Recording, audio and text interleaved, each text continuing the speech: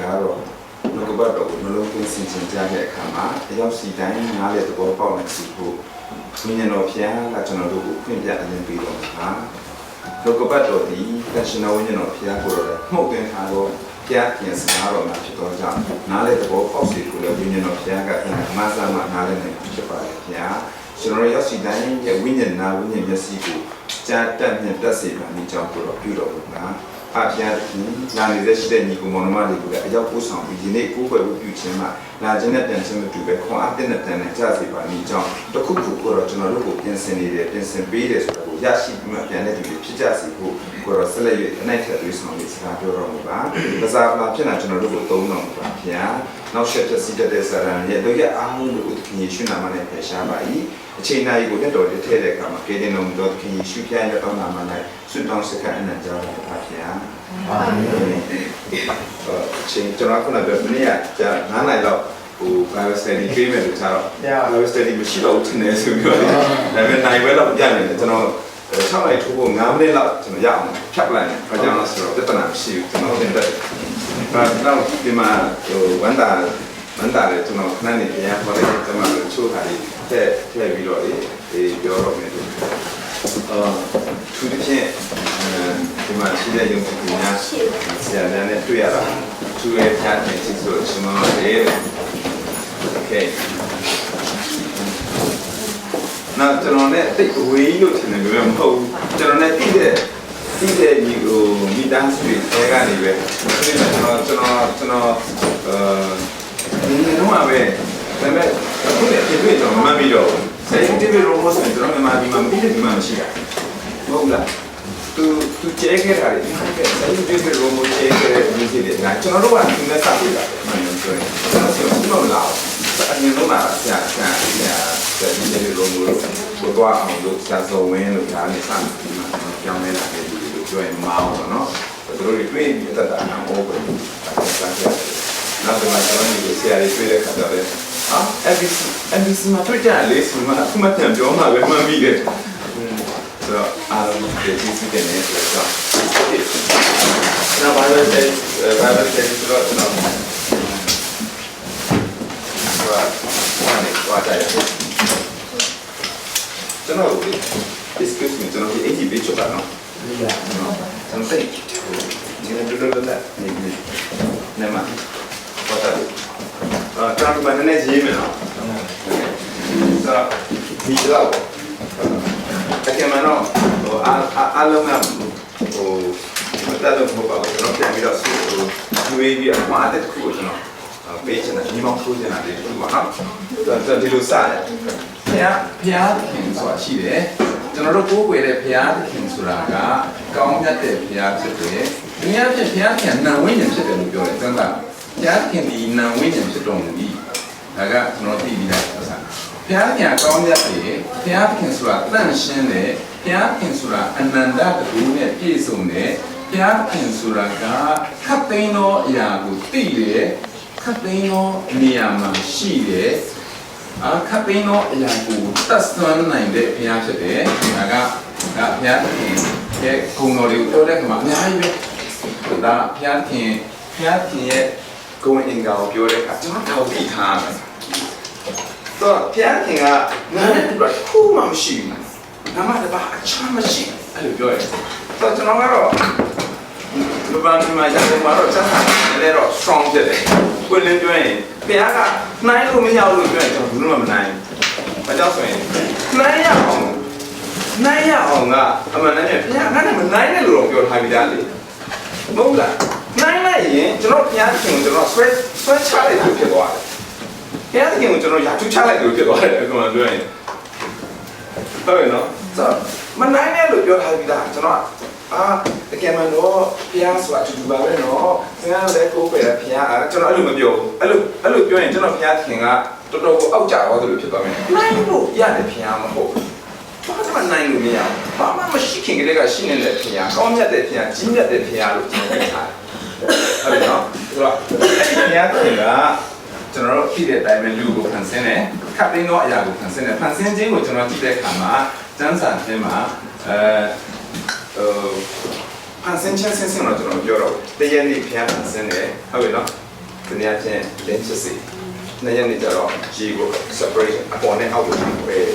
3ရက်နေ့ကျတော့ကုန်းပေါ်စီဟုတ်နော်ကုန်းပေါ်စီနောက်တစ်ခါ4ရက်နေ့ရောက်တဲ့ခါကျတော့ကောင်းကင်မှာနေလာဟုတ်နော်9ရက်နေ့ကျတော့မြေမှာလေထဲမှာပြန်တဲ့ငှက်ရေထဲမှာသွားတဲ့ငါအဲ့တော့ဖန်ဆင်းတယ်6ရက်နေ့မှာကုန်းတော်ဘာကိုဖန်ဆင်းတယ်အဲ့6ရက်နေ့မှာပဲအဲ့တော်ဘာကြီးထဲမှာမိမိပုံစံနဲ့လူကိုဖန်ဆင်းတယ်ဆိုတင်းနှစ်3 4 5သူကဖန်ဆင်းလိုက်တယ်ဒါဒီနာကျွန်တော်ပြောစင်ဥပမာဖျားပြန်တရက်နေ့ဖန်ဆင်းတယ်2ရက်နေ့ဖန်ဆင်းတယ်3ရက်နေ့ဖန်ဆင်းတယ်4ရက်နေ့ဖန်ဆင်းတယ်9ရက်နေ့ဖန်ဆင်းတယ် good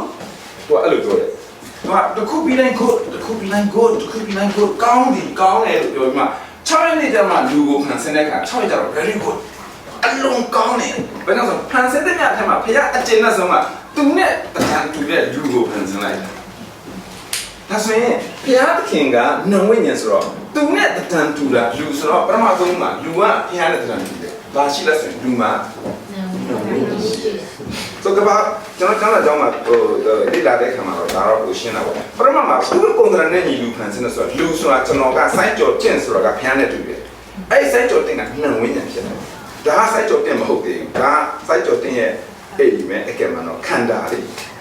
ဆိုကဘာဦးကျန်းတင်မှာဖခင်နဲ့တူတဲ့စိုက်ကြော်တင်ကိုဖန်ဆင်းပြီးကဘာဦးကျန်းနှစ်ယောက်တဲ့ခါမှာဖခင်ကအဲ့စိုက်ကြော်တင်နံဝိညာဉ်နေတဲ့အိမ်ကိုဖန်ဆင်းလိုက်တဲ့မြေကြီးနဲ့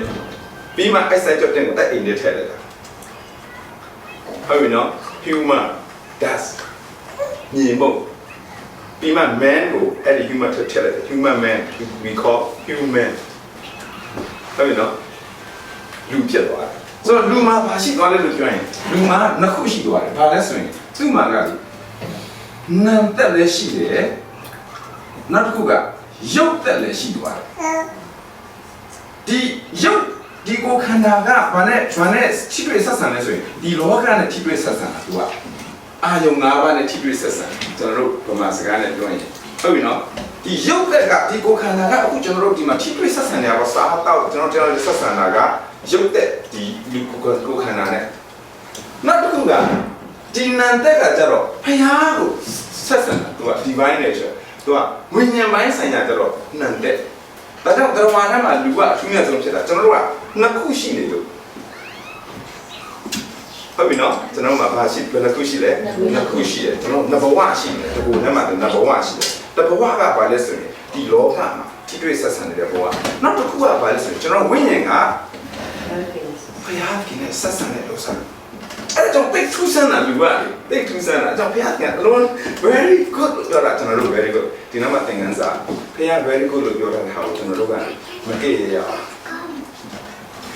အချင်းချင်းမကြည့်ရအောင်ဘာကြောင့်ဆိုဘုရားအလုံးကောင်းတယ်လို့ပြောတယ်ပေါ့စပြတ်တန်နေအောင်ပြောလိုက်တာခါလေးကြိုက်ပြီဟုတ်လားဘုရားကိုချီးမွမ်းတယ်ဘုရားတရနဲ့ဖန်ဆင်းတဲ့လူကိုကျွန်တော်တို့ကကြည့်ရတဲ့အပြစ်တင်တယ်အကမှန်အဲ့ဒါမလုပ်ရဘူးတခါတည်းသူများမကြည့်ကိုကြည့်ရတယ်မဟုတ်ဘူးအတုံးကိုကြောက်ငါမဟုတ်လားငါကျွန်မရုပ်ကောင်းဆိုကိုပဲအနေနဲ့ပြန်ရှုံချတယ်အဲ့ဒါလေမကောင်းမှာတကယ်မှတော့လေတရားကျင်အရာမှာချီးမွမ်းပါလို့ပြောတဲ့ဆရာကကျေးဇူးတင်တဲ့ကျွန်တော်ကျေးဇူးတော်ချီးမွမ်းတဲ့အရာတိုင်းမှာကျေးဇူးတော်ချီးမွမ်းတယ်ပြောမယ်ဒီမှာနောက်တစ်ခုနားလည်မှာနံတက်ဆိုတာကမမြင်နိုင်တဲ့အပိုင်းတရားချင်းနံတက်ဆိုတာကမမြင်ရမထင်ရှားဘူးဒါကမမြင်ရမထင်ရှားရုပ်တက်ကြတော့မြင်ရတဲ့အရာထင်ရှားတဲ့အရာဒီမမြင်ရတဲ့မထင်ရှားတဲ့အရာကဘာနဲ့ဆိုင်လဲဆိုရင်ထာဝရမြင်ရထင်ရှားတဲ့အရာကြတော့ခဏလောကမှာခဏပဲဒီနော်ဒီလောကထင်ရှားတဲ့အရာကခဏဒါဆိုရင်ကျွန်တော်ဒီနားမှာသင်ခန်းစာဘာကိုဆွဲရလဲလို့ပြောရင်ဘယ်အရာကိုကျွန်တော်တန်ဖိုးထားလဲဘယ်အရာအတွက်သက်ရှင်နေရလဲဘယ်အရာအတွက်စိတ်ချမ်းမှုကျွန်တော်ရထားလဲအခါကျရင်ကျွန်တော်ကဒီလောကပဲစဉ်းစားတယ်တခဏကိစ္စတော့ပဲစဉ်းစားတယ်ထာဝရကိစ္စကိုကျွန်တော်မစဉ်းစားဘူးဖျားခင်ကျွန်တော်တို့ဖန်ဆင်းထားတာကအကဲမဲ့သူကလေဒီထာဝရကိစ္စတနည်းအားဖြင့်ဒါကြောင့်ဥပမာလိုလိုနဲ့ကျွန်တော်တို့အများအားပြောတတ်တဲ့ဂျာပိုင်ရှိရလေမတဲ့ချောင်း နိုင်ငံတော်နဲ့ဖြောင်းမှချင်းများကိုရှင်းမှရှာကြတော့အဘယ်လိုစားမလဲဘယ်လိုတောင်းမလဲသဘောတော့ဘယ်လိုပွင့်မလဲဆိုစားဝတ်နေရေးကိုမစိုးရိမ်နဲ့လို့ပြောတဲ့စာကကျွန်တော်တို့ကခလေးတိုင်းနံပါတ်1နဲ့နံပါတ်2ကိုပြောင်းနေထားတယ်ဟုတ်ပြီနော်လောကကဘာပြောလဲဆိုရင်လောကကြီးရတော့ဆိုတာဘယ်လိုပြောဆိုဘူမတောင်းမှဒီလဆောင်နေတယ်အကယ်၍ဘုရားရဲ့စကားတော့ဒီလဆောင်ရင်ဘူမတောင်းတယ်အဲ့လိုတော့လားဒါကျွန်တော်တို့ကတကယ်တည်းဘုရားစကားကိုသိကြတော့လေဟိုနံပါတ်1မထားရဘူးစာဝတ်နေရေးဒါအစဉ်ပြေမှာပေါ့ဒီလောကလေမဟုတ်လားစာဝတ်နေရေးအစဉ်ပြေမှာဘုရားတရားဆိုတာတော့မလုပ်ရပါလေကွာဆိုဘုရားတရားကိုကျွန်တော်တို့ကဝိညာဉ်ရေးကိုနောက်မှတော့မှလေတော့လေအဲ့ဒါမပြတ်ထမ်းလို့ကွာမင်းတို့ကလေနည်းတော့လုံလို့နဲ့ဘုရားပေတဲ့တိုင်းကျွန်တော်လုံနာမဟုတ်ဘူးတော့လုံနေတာတို့ရင်ဘုရားကြီးလုံနေတာဘုရားပေတဲ့တိုင်းရမှာလူပေတဲ့နဲ့အခါလေးကျရင်ကျွန်တော်တိုင်းပြီးတော့ဟာတော့ဒီမပြတ်ထမ်းပါလေအဲ့လိုကျွန်တော်ပြောတယ်ကျွန်တော်ရှင်းနေတာတရားဟောတဲ့အခါကျတော့စိတ်ကမရှိတဲ့အခါကျတော့မင်းကအဲ့လိုဒီမပြတ်ထမ်းစမ်းပါလေကွာဆိုကျွန်တော်ပြောတယ်ပြတ်ထမ်းတယ်extreme. Amen. Que Yeshuaကျွန်တော်တို့ကြတာကိုကောင်းပြီ။အဲဒီကျွန်တော်တို့ဘယ်လိုချစ်ပြီးကြတယ်ဆိုရင်ကျွန်တော်ကောင်းလို့မဟုတ်ဘူး။ကျွန်တော်အပြစ်ရှိတယ်ပဲ။ငါတို့ဒီအပြစ်ရှိတယ်ပဲ။ခရစ်တော်ဒီငါတို့အတွက်ကြောင့်သိခံလို့ဒီဖြစ်၍လို့ပြောတာကျွန်တော်မှာကုသိုလ်ရှိတယ်ပဲမဟုတ်ဘူး။ကောင်းတာရှိတယ်ပဲမဟုတ်ဘူး။ပိတတ်တဲ့စိတ်ရှိတယ်ပဲမဟုတ်ဘူး။ကျွန်တော်တို့မှာဘာပဲရှိနေလဲဆိုရင်အပြစ်ရှိတယ်ပဲခရစ်တော်ဒီကျွန်တော်တို့အတွက်အသိခံတာ။ဘယ်လောက်ထိတောင်သိခံလဲဆိုရင်ကျွန်တော်ကတိုင်းမှာဝတ်တောင်ပုံမကတူကြတယ်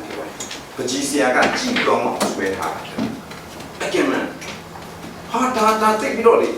ကျွန်တော်လည်းအမှန်တမ်းပြောရင်ဟောဒီနေ့တောင်ကျွန်တော်သိလာတဲ့ခါမှာကျွန်တော်ကအတိတ်ပဲမဟုတ်ဒီတဲ့ဟာပြောတာကိုတိတ်ပြင်းထန်တယ်လို့ပြောရင်ပြောတော့ပြောသေးတယ်ကျွန်တော်ပြောတယ်ပြောတော့ပြောသေးတယ်လို့ဘာကြောင့်ဆိုရင်ဘုရားမင်းကိုကြည့်တာဘုရားကျွန်တော်တို့ကိုကြည့်တာတင်တေးသေးချာပြီးတယ်ဆိုရင်ဒီလိုမျိုးနေကြမှာဟုတ်โอเคဆိုโอเคနားမှာကဲဆိုတော့လူကလေဖះကိုထိတွေ့ဆက်ဆံတဲ့အခါမှာဒါကြောင့်လူမှာပါရှိတယ်လို့ပြောရင်ခုနကလူမှာကခန္ဓာရှိတယ်လူမှာကစိတ်ဆိုတာရှိတယ်လူမှာကဝိညာဉ်ရှိတယ်လူကဒီသုံးခုပေါင်းမှလူဖြစ်တာကိုတတ္တဝဏိခန္ဓာ53မှာပြောတယ်လေခန္ဓာရဲ့စိတ်ရဲ့ဝိညာဉ်ရဲ့ဆိုဖះကိုကိုယ်ွယ်မဲ့သူကဖះနံဝိညာဉ်ဖြစ်တဲ့ကြောင့်ဒီနံဝိညာဉ်နဲ့ကိုယ်ွယ်ရသူ့ဆက်ွယ်ဒါနဲ့ဆက်ွယ်ရတယ်ဖះကလည်းကျွန်တော်တို့ဆက်ွယ်ရင် तू ကသူ့ရဲ့အရာပဲသူကဆက်ွယ်တာ तू ကဒီဝိညာဉ်ကိုပဲလာပြောတာဝိညာဉ်ကနေစိတ်ကိုပြောစိတ်ကလေခန္ဓာကိုပြောဖះရှိခိုးသွားမယ်လို့ပြောရင်ခန္ဓာကနေစိတ်ကနေဝိညာဉ်ကနေဖះအဲ့လိုသွားတယ်ဉာဏ်ကြောင့်အတိုင်းသွားတယ်ဆိုလူကိုခန္ဓာကဒီအရင်ရောက်ဖို့လိုတာပေါ့ဖះရှိခိုးမယ်ဆိုရင်ခန္ဓာရောက်လာတယ်စိတ်ကဘယ်လိုလဲဆိုတော့ခုနကအိမ်မှာတော့ချက်လိုက်ပြုတ်လိုက်ကားကောင်းလာပြီးကိုနာဘာညာဆိုတော့စိတ်ကခုနကလမ်းမှာရှိနေပြီမဲ့အခုဒီထဲမှာလည်းထိုင်လိုက်ရောခန္ဓာရောက်လာပြီးစိတ်ရောက်ပြီးအခုဖះခင်အာယုံပြုမယ်လို့ပြောရလေဟုတ်ပြီနော်ပြီးမှဝိညာဉ်ကနေပြီးတော့ဘုရားစကားပြောလို့ဆိုကိုဝိညာဉ်ကနေတော့ဘုရားနဲ့နာဝိညာဉ်ဖြစ်တဲ့ဘုရားနဲ့ကိုးကွယ်တာအဲ့လိုပြောရတာဟုတ်ပြီနော်အဲ့လိုကိုးကွယ်ရတာဘုရားရှိခိုးတဲ့အခါမှာဆိုတော့တချို့တွေကလည်းကားပေါ်နေတာတော့တချို့ကဆိုဒီ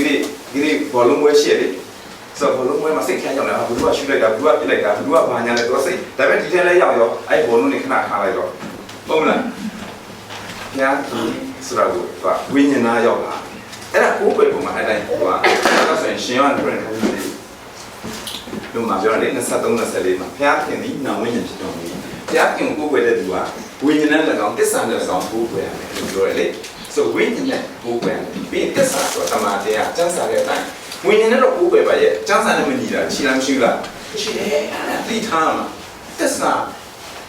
worship in spirit and in truth ဘယ်လိုပြောလဲ the truth ဆိုတာကတမန်တရားနဲ့ကိုယ်ပဲ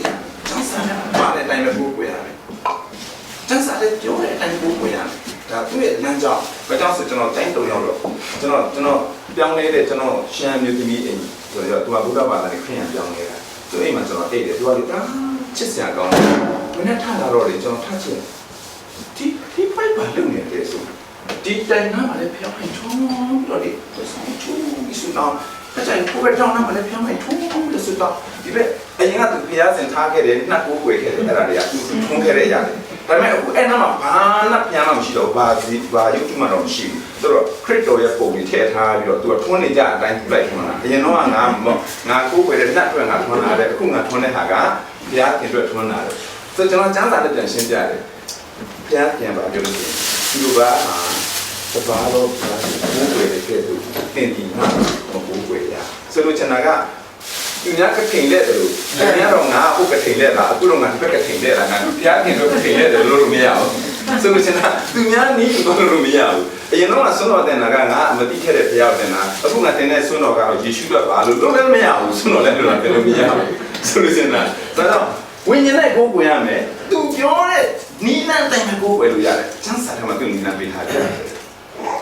ဟုတ်ပြီနော်အဲ့ဒါကကျွန်တော်နားလည်ရမယ်ဆိုတော့ကိုယ်ကိုတဲ့နီးနန်းဆိုတော့တိုးတော်လည်းဒီမှာကျွန်တော်ကြည့်လိုက်တဲ့အခါမှာဘာတွေ့ရလဲလို့ပြောရင်လူကဘုရားခင်စကားနားမထောင်တဲ့အခါမှာလူကအာဒမ်မောနော်ပထမဆုံးအာဒမ်က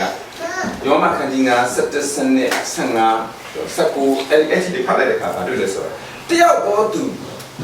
ဘုရားစကားနားမထောင်တာတယောက်တော့သူကဘုရားခင်စကားကိုနားမထောင်လို့ကြောင့်လူအပေါင်းတို့ဒီတေချင်းတို့ရောက်ရတယ်ဆိုတော့တယောက်တော့သူအာဒမ်ကနားမထောင်တဲ့တော့လောကထဲမှာရှိတဲ့လူအပေါင်းကဘယ်ရောက်သွားလဲတေချင်းကိုရောက်တယ်ဆိုတော့ तू ကနားမထောင်တဲ့ကြောင့်ဘာရှိတော့လဲဆိုရင်အပြစ်ရှိသွားတာသူများတဲ့ तू ကအပြစ်ဒီအပြစ်ကခုနကဘုရားနဲ့ relationship ရှိတဲ့ကျွန်တော်တို့ကိုယ်ွယ်ချင်းကိုပြတ်သွားစေတယ်ဆိုရင်ပြတ်တော့သွားစေတယ်အပြစ်ကဘုရားနဲ့ကျွန်တော်တို့ကိုဝေးစေတယ်အပြစ်ကကျွန်တော်တို့ကိုဘုရားနဲ့ဆက်ဆံလို့မရအောင် तू ကကာလိုက်လူကဘုရားကိုဆက်ဆံချင်တယ်ဒီနာတိပဲရောက်တော့ဘာကြောင့်ဆိုသူ့အပြစ်ကဒီမှာခံတယ်လို့ဘုရားကသူ့ပြောချင်တယ်ခံနေတယ်မရဘူးဘာကြောင့်လဲဆိုရင်ကောင်းတဲ့ဖျားနှံ့ရှင်းတဲ့ဖျားမကောင်းတဲ့လူမတန့်ရှင်းတဲ့လူဖြစ်သွားတယ်။ဖျားဖြောင်းလာတယ်သူကမဖြောင်းတော့ဘူး။ဖျားတန့်ရှင်းတယ်သူမတန့်ရှင်းတော့ဘာကြောင့်အဖြစ်ရှိသွားတယ်။အဲ့ဒီခါကျတော့ဖျားနာသူဘာကြားလဲဆိုရင်ဘာမှမကြားတော့ဖျားပြောတဲ့ဖျားနဲ့ပြောနိုင်တဲ့လက်ခံနိုင်တဲ့ဟာကလည်းဝိညာဉ်ဖြစ်တာဟုတ်။ဝိညာဉ်ကဖျားနာဘာမှမကြားတဲ့ခါကျတော့ဝိညာဉ်ကစိတ်ကိုပြောစရာရှိလားဆိုဘာမှမရှိတော့ဒီနားမှာဆက်ပြတ်သွားတယ်။အဆက်ပြတ်တော့လူကဘာနဲ့ပဲကြံလဲဆိုရင်ခန္ဓာနဲ့စိတ်ပဲကြံတော့တယ်ဆိုခန္ဓာကတောင်းဆိုတဲ့အတိုင်းစိတ်ကလိုက်စိတ်ကတောင်းဆိုတဲ့အတိုင်းခန္ဓာကလိုက်ဒီမှာလို့ဖြစ်သွားတာတဘောကဖျားရှိခွင့်စိတ်ပါနဲ့ပါရှိခွင့်မှာဘာအလူလာလေသူများစိတ်ဝင်စားအောင်ချောပါသူများစိတ်ဝင်စားတဲ့အစီအစဉ်ဆွဲပါအဲ့လိုအစီအစဉ်ကစိတ်ပါအောင်ဆွဲတာသူကဝိညာဉ်ရှင်အောင်ဆွဲတာမဟုတ်တော့ကြာတော့လေမဟုတ်လားတရားဟောကြားရင်ဒီမနေ့အလုပ်စိတ်ဝင်တာဘာကြောင့်ဆိုရင်ဒီနေ့စိတ်ဝင်စားဘူးစိတ်ဝင်စားရင်တော့ဟောတဲ့ခါကျရင်လည်းလူအကြိုက်တရားတွေပဲဟောခိုင်းတော့ကြီးစရာလေးများများပြောရင်ဒီတရားဟောစရာအကေကောင်းတယ်ဆိုကြီးစရာအားကြီးရတယ်ဒါဝိညာဉ်ပါဖြစ်စေတချို့ဆိုရင်လူရှင်တော်လိုမျိုးပြက်လုံးနေပြောပြီးတော့ဟာတာပြောပြီးတော့ပျော်ပြီးပြန်သွားတာအခင်ဝိညာဉ်ခွန်အားရတာမဟုတ်စိတ်ခွန်အားရသွားတာတချို့ကဟုတ်လားမလားဘာလို့ဝိညာဉ်တည်နေလို့အဲ့တော့ခန္ဓာနဲ့စိတ်နဲ့ပဲရှင်ပြီးအသက်ရှင်တဲ့သူကိုဘာခေါ်လဲလို့ပြောရင်ကျမ်းစာတော့ပြင်စားပြီးပြောတာတိရစ္ဆာန်လို့ပြောတယ်သူတိရစ္ဆာန်ကဲသူပဲအတိုင်းပြောတယ်ဆိုတော့ဒီဖက်ခံကြီးတော့ခါရမှာဒီကျမ်းစာလေးတစ်ခုကျွန်တော်ပြောဒီဖက်ခံကြီးနဲ့မှရှိတယ်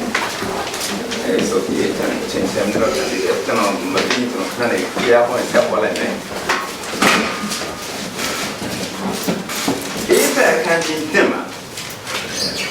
အခန်းကြီးနဲ့ငယ်တော့မှာငါတို့ရှိသမျှဒီအထက်က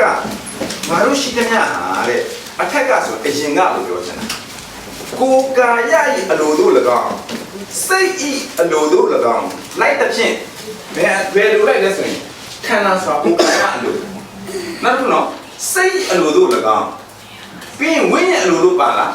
မပါဘူးဝိညာဉ်ကပြတ်နေရလေဒီမှာကြည့်စိတ်အလိုတို့၎င်းလိုက်တဲ့ဖြင့်ကာမဂုဏ်တို့၌ကျင်လေသည်ဖြစ်၍ဗမာပဲကျင်လေဆိုရင်ခန္ဓာနဲ့စိတ်နဲ့ပဲကာမဂုဏ်ဆိုတာအပျော်အပါဟုတ်ပြီနော်စားမယ်ပွဲကြည့်မယ်ဘလုံးပွဲကြည့်မယ်ရှင်လာရင်လေရှင်လာလိုက်တဲ့အခါမှာဘလုံးပွဲကြည့်တာမားတယ်လို့ကျွန်တော်ကလိုက်ပြောနေတာမဟုတ်ဒီမှာတချို့အသင်းတော်တွေကအချိန်အောင်ရွှေ့ပေးတယ်တဲ့ဒီနေ့တချို့ service တွေအကုန်ဖြတ်တယ်တဲ့ဘာကြောင့်ဆိုရင်အဲ့ဒီဘလုံးပွဲနဲ့ညှိနေလို့တကယ်တော့စဉ်းစားကြည့်ဖျားခင်ရှိမှကောင်းလာလို့ပြန်စဉ်းစားကြည့်စရာရှိတယ်ဟုတ်လို့မလားမားလေအဲ့ဒါလေမဟုတ်လားဘလုံးပွဲနဲ့ဖျားခင်အရာနဲ့ service လုံးဖြတ်ပေးတဲ့ church တွေရှိတယ်လို့ပြောတယ်ဒီကဘူ church တွေလေကြီးညာတယ်ဆိုတော့ကျွန်တော်လည်းအံ့ဩတယ်ဒါလည်းကြီးစရာပဲကြည့်ခန္ဓာအလိုစိတ်အလိုပဲကာမဂုဏ်မှာကျင်လေကြသည်ဖြစ်၍ ကျွင်းတော်သူတို့ကဲ့သို့ဆိုကျွင်းတော်သူတို့ဆိုဘုရားကိုမယုံတဲ့သူတွေလိုပဲတဲ့ပကတိအတိုင်းအမျက်တော်ကိုခံတော်သူဖြစ်တယ်ဘလို့အမျက်တော်လဲဆိုရင်ဘုရားရဲ့အမျက်တော်ခံရတဲ့သူဖြစ်တယ်တဲ့သူကဒီတိုင်းပဲအသက်ရှင်နေသူပါဆိုဝိညာဉ်တည်နေတဲ့ခါကျတော့တချို့တွေကခန္ဓာနဲ့စိတ်နဲ့ပဲဘုရားကိုကိုးကွယ်တော့ဒီနေ့ကျွန်တော်ဒီမှာလေပတ်တိုင်းစုရတဲ့ဥစ္စာတင်ဒီခန္ဓာနဲ့စိတ်နဲ့ပဲဒီမှာကိုးကွယ်ကိုစုယုံတာလို့ဖြစ်စီတယ်ဟုတ်လားခန္ဓာနဲ့စိတ်နဲ့ပဲကိုးကွယ်ဘုရားလို့ဖြစ်တယ်ဒါဆိုရင်သူများလေးပဲတပတ်ပြီးတပတ်တုံရင်းပဲဘာမှဝိညာဉ်ရေးရမှာဘုရားကောင်းမြတ်တယ်ဆိုတဲ့ဘုရားထူးခြားတယ်ဆိုတဲ့ဘုရားရဲ့အရာတော်သင်ခံစားရမှာဟုတ်ပြီနော်ကျွန်တော်ဒီမှာလာကိုးကွယ်တာကအသက်ရှင်တဲ့ဘုရားကိုကျွန်တော်မြင်နေလည်းကောင်းသစ္စာနဲ့လည်းကောင်းကိုးကွယ်ပို့လာတာဖြစ်တယ်ထို့သောကိုးကွယ်တော်သူကိုဘုရားကလိုတော်ရှိတော်မူ၏တဲ့ကျမ်းစာမှာအင်္ဂလိပ်ကျမ်းစာလို့ဆိုရင်ဘုရားပြန်ထို့သောကိုးကွယ်တဲ့သူကိုရှာနေတယ်တဲ့ဘုရားကသူ့ကိုလေသူ့တရားတော်မဲ့သူရှာနေတယ်လို့မပြောဘူးဆယ်ဘုရားဖို့မှပေးတဲ့သူရှာတယ်လို့မပြောဘူးအေဝံဂေလိလို့သူရှာတယ်လို့မပြောဘူး worshipper ကသူကကိုးကွယ်တဲ့သူကိုရှာတယ်ဘယ်လိုကိုးကွယ်တဲ့သူလဲဆိုရင်နာဝိညာဉ်နဲ့တစ္ဆာကိုးကွယ်တဲ့သူကိုရှာတယ်အဲ့ဒါဘုရားကကြိရှာတယ်အဲ့ဒါကျွန်တော်ပဲအဲ့ဒါကျွန်တော်ပဲဟုတ်ပြီနော်ဒီနေ့ကျွန်တော်ကအားရစေချင်တယ်ဒီမှာလာကြတဲ့သားသမီးတွေကကျွန်တော်ကိုတော့ကိုတစ္ဆာနဲ့ဝိညာဉ်နဲ့ကိုးကွယ်ဖို့လာတာဆိုတဲ့ခါကျမှကျွန်တော်တို့ကိုးကွယ်ခြင်းကိုဘုရားကနှစ်သက်တယ်အခါမှာဘုရားနှစ်သက်တဲ့ကိုးကွယ်ခြင်းပြန်မယ်။နောက်မှရင်တော့အမျက်တော်ရှာနေတဲ့ကိုးကွယ်ခြင်းဖြစ်သွားမှာ။ဘာကြောင့်ဆိုရင်ခန္ဓာနဲ့စိတ်ပဲလေမြန်မာပြည်မှာဆိုသိတိတာလေဝိညာဉ်တေမန်းတော့မထုံမသိနေဘူး။ကျွန်တော်ဝိညာဉ်အကြောင်းပြောရင်မင်းဒီနိုင်ငံကလေးဆိုလာတယ်နေတယ်အကယ်မှပြောနေတာကျွန်တော်မှရှိနေတဲ့ဒီဝိညာဉ်ကိုပြောနေတာဟုတ်ပြီနော်ဒီဝိညာဉ်ကဘုရားခင်ဆိုတဲ့နာဝိညာဉ်နဲ့ပြန်အဆက်အသွယ်ပြုရမယ့်ကိစ္စကိုပြောနေတာဟုတ်ပြီနော်အဲ့တော့ခန္ဓာနဲ့စိတ်နဲ့ပဲသွားတဲ့ကြောင့်ကျွန်တော်တို့ကိုစောဝင်းလည်းပြောတယ်လေဆရာဦးစောဝင်းရှိမြန်မာပြည်မှာမြဝတီဆိုတဲ့TV line ရှိတယ်မြန်မာအတန်ဆိုတဲ့ TV line တွေရှိတယ် radio line တွေရှိတယ်သူတို့နောက်ဆုံးအစီအစဉ်ပြီးပြီဆိုရင်တို့ကပြောလဲဆိုတော့သောတာရှင်အပေါင်းကိုစိတ်နှပြကျမ်းမာချမ်းသာတော်မူကြပါစေရှင်အဲ့လိုပြောရလေကိုရဲ့စိတ်ရဲ့နှပြပဲကျမ်းမာချမ်းသာကြပါစေလို့ဆုတောင်းတယ်ဝိညာဉ်နှပြပြောက်သွားတယ်ပြောရတယ်ဘာလို့ဝိညာဉ်တင်မှန်းမသိဘူးလူတွေကဘာပဲစိတ်ဝင်စားဆိုရင်ခံစားနေကောင်းချမ်းသာဖို့စိတ်ချမ်းသာဖို့ဒီအတွက်ပဲစဉ်းစားကြတယ်ဘာကြောင့်လဲဆိုရင်ဒီနှစ်ခုပဲရှင်နေတာဒါပေမဲ့ဒီဥစ္စာအသက်တောင်ရှင်နေမှာမလို့လေခန္ဓာနဲ့စိတ်နဲ့ရှင်နေဆိုတာလူလောကမှာအသက်80ကျမ်းစာပြောတယ်အားကြီးရင်အသက်80တဲ့မြန်မာပြည်သူအတွက်ဆိုရင် research လုပ်ထားတာမိန်းကလေး48နဲ့ယောက်ျားလေး46နှစ်တည်တယ်ပြန်ပြန်80တော့တည်တာမဟုတ်ဘူးနော်လောကမှာ80ပဲနေမှာဒီလိုခုပဲတင်စိတ်ချမ်းသာအောင်ရှာသွားရင်ဒါပေမဲ့တင်ကြုံတွေ့ရမယ့်အရာဘာလဲဆိုရင်ဝိညာဉ်တင်ငရဲသွားမှာထာဝရသူကထာဝရနဲ့ဆိုင်နေတာအဲ့ဝိညာဉ်ကကဲကျွန်တော်ချိန်ကြည့်ဒီနောက်ထပ်ကျွန်တော်9မိနစ်ပဲတန်းဆိုဟိုးရှူရအောင်ခဏနေဒီနောက်မှာစိတ်ပြပြီးပြန်သွားရင်မဟုတ်သေးဘူးကျွန်တော်တို့နေလူအပေါင်းကိုဒီငရဲထဲကနေကယ်ဖို့လူအပေါင်းကဒီငရဲထဲကြာနေပြီဒီပုံစံတိုင်းဆိုကြာနေပြီကျတော့ငရဲကလွတ်အောင်လူအပေါင်းကလူမှာဝိညာဉ်ရှိသေးတာကိုသူကဘုရားထူချဆိုထည့်လာတဲ့ဥစ္စာဝိညာဉ်ကရှိသေးတာကိုအဲ့တော့ငရဲကလွတ်အောင် तू ကစ조사လိုက်တာနဲ့ဘာထွက်လာလဲဆိုရင်ဘာသာတရားတွေထွက်လာဘာသာတွေပေါ်လာဟုတ်နော်ဗုဒ္ဓဘာသာမွတ်စလင်ဘာသာဟိန္ဒူဘာသာတိုင်းမှာရှိလဲဆိုရင်တရားရှိတယ်တရားဆိုတာကဘာကိုပြောလဲဆိုရင်လုတ်မလုတ်နဲ့လုတ်ပါနဲ့မလုတ်နဲ့ဟုတ်ပြီနော်မလုတ်နဲ့လုတ်ချင်းနဲ့မလုတ်ချင်းလုတ်မလုတ်နဲ့ဒါကတရားဆိုတာဒီပုံမှာပဲချုပ်တယ်ဘယ်ဘာသာရဲ့တရားဖြစ်ကျွန်တော်လေ့လာပြီးတော့ကျွန်တော်ကဘယ်တော့မှဘုရားဘာသာလေးဟုတ်နော်မလုံနဲ့ဆိုတာလုံမိရင်အပြစ်လုံပါဆိုတာကိုမလုံရင်လည်းအပြစ်ကဲခရိယာမှာကောခရိယာမှာလည်းပြညတ်တော်ပေးထားတယ်လေပြညတ်တော်ကိုလုံရင်လုံရမယ်ပြညတ်ကိုလုံမလုံရင်အပြစ်မလုံနဲ့ဆိုတဲ့ပြညတ်ကိုသင်သွားလုံရင်လည်းအပြစ်ဆိုတော့ကျွန်တော်တရားဒီတရားဖျားပေးလိုက်တရားဆိုပြညတ်ခေါ်တယ်ဘုရားဘာသာမလဲဒါရှိတယ်ပဲငါးပါးဒီလား10ပါးအကုန်လုံးလောအောင်ဆိုမလို့ရင်အပြစ်မလုံးနဲ့ဆိုတော့လုံးနေတယ်အပြစ်တရားနဲ့တော့မဆွေးနွေးနဲ့အကုန်ကောင်းနေပြီပဲတော့မပြိုင်နဲ့တော့မညင်းနဲ့ဘူးမဆိုတရားကမိဘကိုရိုက်ကြဟေးကိုပစ္စည်းခိုးကြဟေးဆိုဘယ်တရားမှမသိဘူးအခုတရားနဲ့မညင်းနဲ့ ကျွန်တော်ရှားမှာလည်းတရားမဟုတ်ကျွန်တော်သိရမှာဖျားပြဿနာဖျား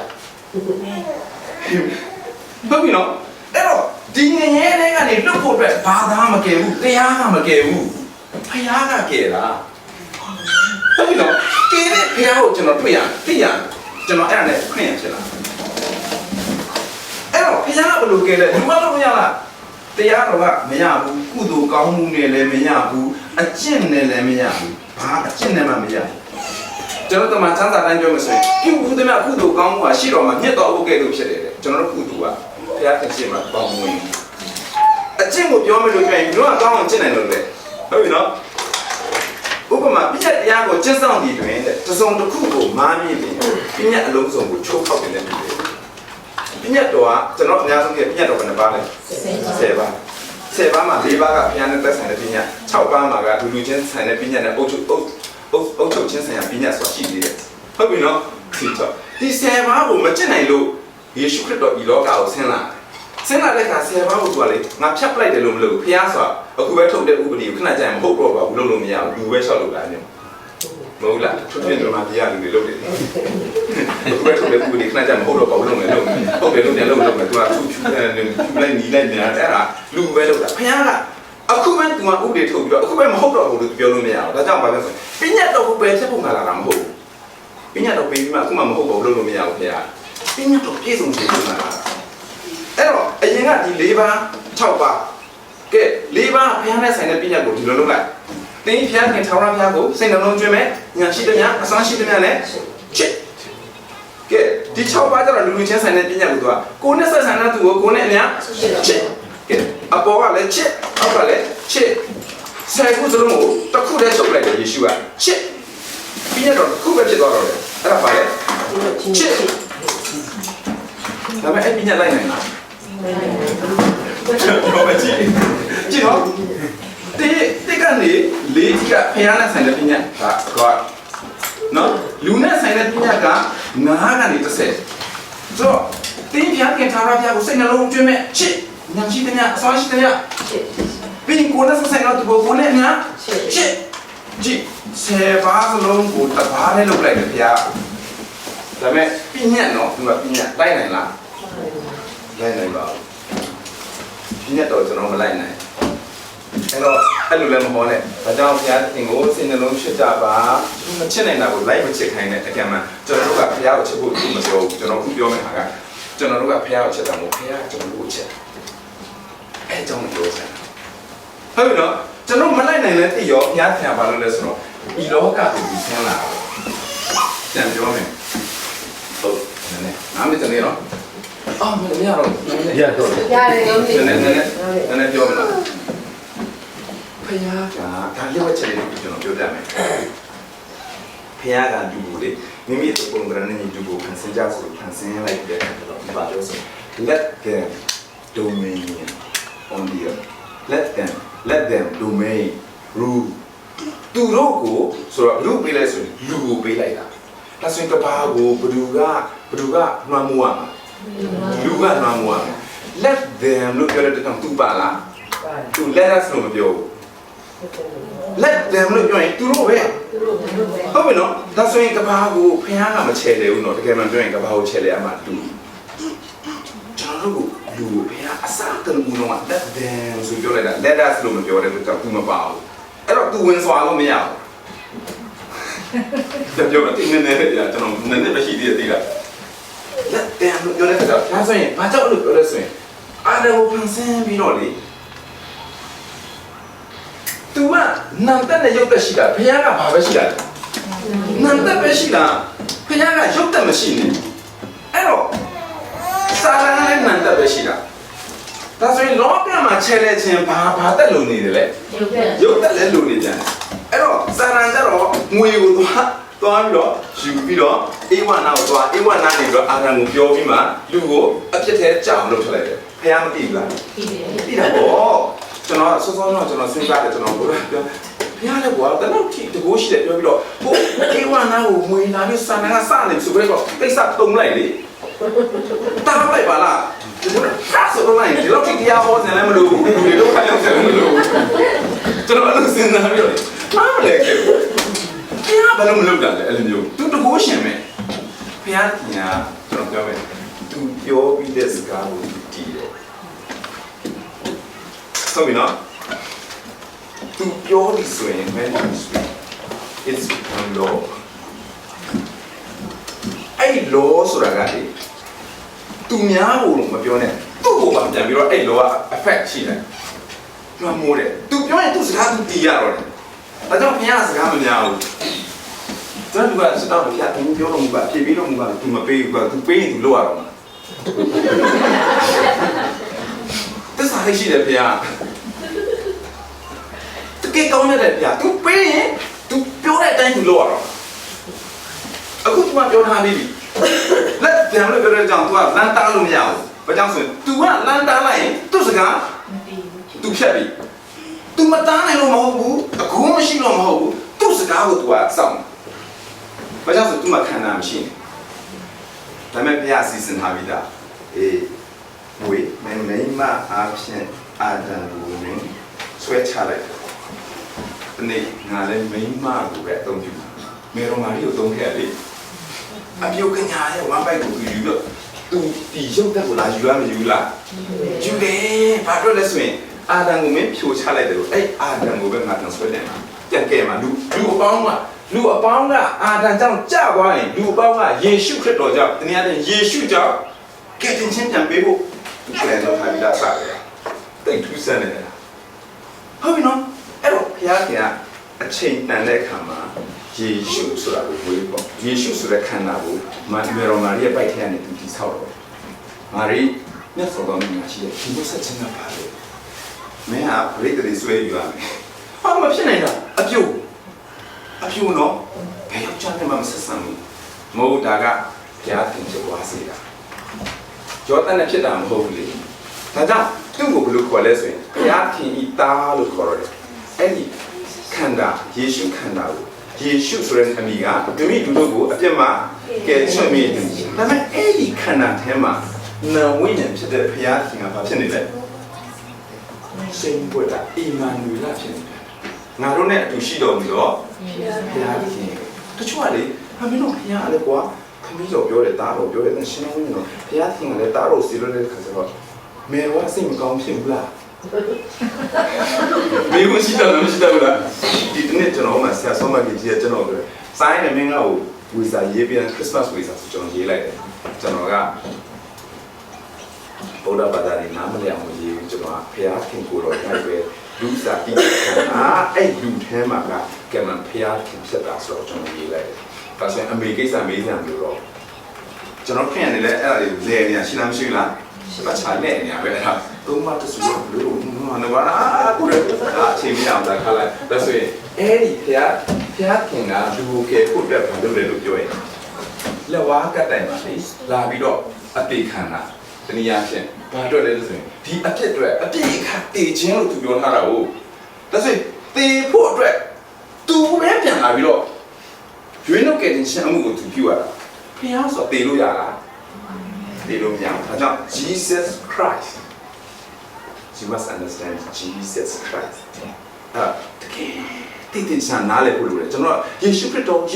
ပြောတဲ့အခါမှာတချို့ဆိုရင်အခုချိန်ထိမခွဲတတ်ဘူးယေရှုဆိုတဲ့လူသားအတွင်ထဲမှာ Christ ဆိုတဲ့ထာဝရဘုရားကျင်းဝင်နေတာ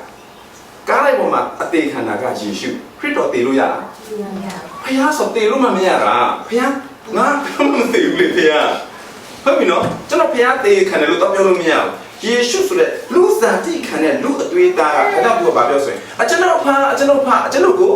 အဖေကြောင့်စွန့်တယ်လေအေလီလမဘာရှာကတနေ့ဆိုသူဘာလို့ပြောလဲလို့ပြောရင်လူသားအတွင်ခံထားတဲ့ဒီလူမျိုးတရားရခိုင်နှုန်းထဲမှာဖျားဆိုတဲ့တရားရခိုင်နှုန်းမှာစွန့်ထွက်သွားတဲ့ခါကျမှယေရှုကတည်လို့ရတယ်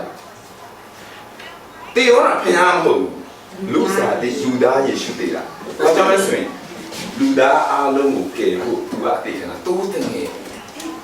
ဟုတ်ပြီနော်တိုးတင်ငယ်ဘာကြောင့်ဆိုတော့မဟောင်းတော့ကဖျားခင်နဲ့အပြစ်ဖြေရရှစ်ကိုပူဇော်တဲ့ခါမှာတိုးတင်ငယ်နဲ့ပူဇော်ရတာအဲ့ဟာကိုရိတ်ပေးထားတာဆိုယေရှုခရစ်တော်ကလက်ဝါးကတဲ့မှာကျွန်တော်တို့အသေးခံလိုက်တာဟုတ်ပြီနော်ဒါပေမဲ့3ရက်မြောက်တဲ့နေ့မှာသူကပြန်ရှင်တဲ့ခါမှာသူကဘုရားစာပြီးဖြစ်သွား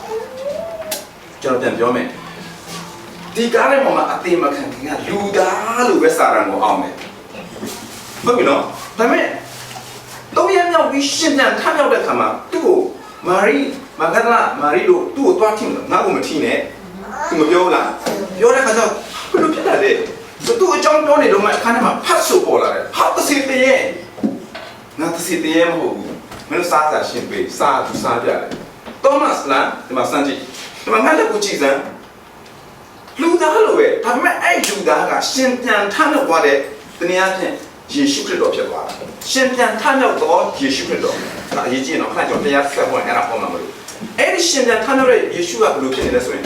ဟုတ်ပစီတည်းရဲ့မဟုတ်ဘူးသူခန္ဓာကိုစမ်းကြည့်လို့ရတယ်အဲ့ဒီယေရှုခရစ်တော်ပဲအခုမိုးတိမ်စီးပြီးတော့ဆင်းလာပြီးတော့ကျွန်တော်တို့ကိုခေါ်သွားမှာမဟုတ်လားအဲ့ဒါကိုသိထားဆိုတော့ရှင်ပြန်ထမြောက်တဲ့ချမ်းနဲ့ဘာဖြစ်လဲဆိုရင်ကျွန်တော်တို့ဒီလူအပေါင်းကိုအပြစ်ငရဲကိုမရောက်စေ။ဘာကြောင့်ဆိုရင်ကျွန်တော်တို့အပြစ်ကိုခြေပေးလိုက်တယ်။ဒါဆိုရင်ဒီလူအပေါင်းကအပြစ်ကြောင့်ငရဲသွားဖို့ရှိလား။မရှိတော့ဘူး။ဘာကြောင့်လဲ။တိမတိဒီလူအပေါင်းရဲ့အပြစ်ကိုဖျားပေးလိုက်တာ။အဲ့ဒါမှရှင်းရမယ်နော်။ကျွန်တော်ပြန်ပြောကြည့်။အသေးချာနာတော့ကျွန်တော်တို့ယုံမယုံဒီကနေ့လမ်းပေါ်မှာရှိတဲ့လူအပေါင်းတို့လည်းပါတာပဲ။တို့အတွက်ကျွန်တော်ခရစ်2000ကျော်လောက်ကခရစ်တော်လာဝါကလည်းခြေပေးလိုက်တဲ့အပြည့်အဖို့ကတို့အတွက်လည်းပါလားမပါဘူးလား။ပါတယ်။ကျွန်တော်စားတဲ့အတိုင်းဆိုပါတယ်လူလို့ပြောတယ်။ကျွန်တော်တို့မဝေးသေးဘူးလေမဟုတ်လား။ဒါတော့ပါသေးတယ်လေ။လူကျင့်လူတွေရဲ့အားလုံးအပြစ်ကိုပါ။ဒါဆိုရင်တို့ရဲ့အပြစ်ကဖျားပေးလိုက်ပြီလားလို့ပြောရင်ပေးပြီးပြီ။အဲ့ဒီယေရှုပြုတာကိုမယုံရင်ငရဲသွားအပြစ်ကြောင့်ငရဲသွားတာမဟုတ်တော့ဘာကြောင့်သွားဆိုကျွန်တော်အပြစ်ကိုလွတ်ပါပြီကျွန်တော်ရဲ့အကုသိုလ်တွေယူသွားပါပြီဆိုတာကိုလက်မခံတဲ့သူမယုံတဲ့သူဘယ်သွားမလဲဆိုရင်ငရဲသွားဒါကြောင့်ငရဲသွားမှာကအပြစ်ကြောင့်မဟုတ်တော့မယုံလို့သွားဒါကြောင့်ခရစ်တော်ကိုယုံကြည်တဲ့သူကကဲ့တင်ခြင်းရမယ်မယုံတဲ့သူကအပြစ်စင်ခြင်းခံမယ်မာကု15:16မာကု15:16ဆက်ဖတ်လိုက်တဲ့တွေ့ရဟုတ်ပြီနော်ဆိုဒီကနေ့ဒါဆိုရင်ပြောရအောင်ဒီနားမှာကျွန်တော်ချုပ်ချင်မိတ်ဆွေနဲ့ကျွန်တော်ရဲ့အပြစ်တွေအတွက်ခရစ်တော်ကသဘာဝကလည်းအတိခံတယ်ဟုတ်ပြီနော်အတိခံတယ်ဒါကြောင့်ကိုယေရှုခရစ်တော်ကိုနိုင်ဆုံးနေဒီချာဆိုကျွန်တော်အပြစ်လွတ်ခြင်းခံရတဲ့သူဖြစ်လာဖြစ်လာဖခင်ရဲ့တာရှိခြင်းခွင့်ရတယ်အပြစ်လွတ်ခြင်းခံရတဲ့သူဖြစ်တယ်ဟုတ်ပြီနော်ကျွန်တော်တို့ကဖခင်နဲ့ဆက်ဆံနိုင်တဲ့အခွင့်အရေးကိုရသွားတဲ့သူဖြစ်တယ်ဒီခရစ်တော်ကြောင့်အဖလို့ကျွန်တော်တို့တိုးဝင်ချင်းခံလို့ရသွားတယ်ရှိတဲ့နေရာနဲ့ကျွန်တော်တို့ဖခင်သခင်ဆိုတဲ့အစာကိုယေရှုကိုအမိပြုတ်ပြီးမှကျွန်တော်ဝင်လို့ရတယ်ယေရှုခရစ်တော်ကိုယုံကြည်တဲ့သူတိုင်းငါလမ်းကြီးဖြစ်တယ်ငါ့ကိုအမိမပြုတ်ရင်ဘယ်သူများခမည်းတော်ထံကိုမရောက်ရဒါကြောင့်ယေရှုခရစ်တော်အားဖြင့်ကျွန်တော်တို့ဒီပြတ်သွားတဲ့အရာကြီးကပြန်ဆက်ခွင့်ရလားမရဘူးလားရတယ်ဒီနာမနာအကြောင်းအဲ့ဒါနဲ့မှကျွန်တော်ရှင်းပြန်ထမြောက်ခြင်းရဲ့အသက်ကိုစဟောဟုတ်ပြီနော်စစ်တောင်းကြပါစို့ညာရင်တော့ဘာလို့ဒီစီတင်မှာကျွန်တော်တို့မှာအာဂျန်ကြောင့်ငရဲကိုကြားမဲ့လူအပေါင်းအုပ်စုထဲမှာပါခဲ့ရပါတယ်။ကျန်ခင်ကိုရောရဲ့ချစ်ချင်းရဲ့တန်ချိန်မာတော့ကြောင့်ကျွန်တော်တို့ကိုငရဲမကြစီဘဲနဲ့ဤလောကကိုဆင်းကြွလာပြီးကျွန်တော်ရဲ့အတိတ်ရဲ့အိုးခါတွေလောကကတဲ့မှာအသေးခံပေးပါ။ကိုရောအသေးခံတဲ့အတွက်ကြောင့်ကျွန်တော်ရဲ့ဘဝပြောင်းစီပြီးအသွေးသွန်းလောင်းခြင်းကြောင့်အပြစ်ကိုဆေးကြောရရောက်ပါတယ်။ကျွန်တော်အပြစ်ကိုအသွေးတော်ကဆေးကြောပေးပြီးတော့ကျန်ခင်ခရစ်တော်ရဲ့အသေးခံခြင်းကြိုခြင်းရှင်ပြန်ထမြောက်ခြင်းအဖြစ်ကျွန်တော်ဘဝပြောင်းပြီဆိုတာကိုယုံကြည်တဲ့သူတိုင်းဘုရားသားဖြစ်ခြင်းခွင့်ရတယ်။ကိုရိုနဲ့ဆက်ဆံရတဲ့အခွင့်အရေးကိုရတာဖြစ်တယ်ဆိုတာကိုပြန်လည်ကြည့်တော့ကျွန်တော်တို့ဆင်ခြင်အောင်မေးပြီးနေဘုရားသားသမီးဖြစ်ရခြင်းအပေါ်မှာကျေးဇူးတင်ပါတယ်ဘုရား။ရောက်စီတိုင်းပေါ်မှာထိုထာဝရတတိတည်မြဲကြောင်းစိတ်ချမှုရှိရကြောင်းကိုရိုဒီနေ့ဆက်လက်နားလည်သဘောပေါက်စေပါ။ယေရှုနာမကိုရှင်မုန်းဆုတောင်းဆက်ခံရပါဘုရား။အာမင်